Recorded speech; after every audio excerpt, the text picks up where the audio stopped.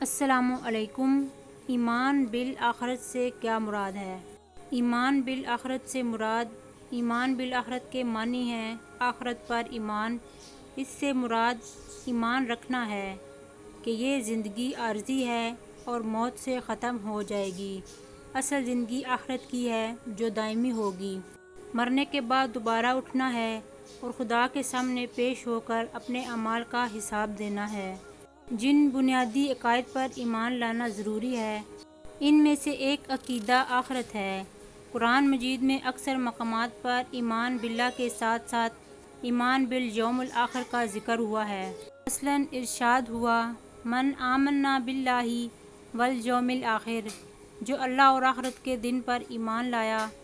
ایک اور جگہ ارشاد باری تعالیٰ ہے یؤمنون باللہ والیوم الآخر، وہ اللہ اور آخرت کے دن پر ایمان لاتے ہیں۔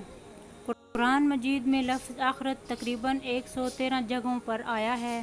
ہر جگہ اس کا مفہوم حیات زندگی یا دار گھر ہے۔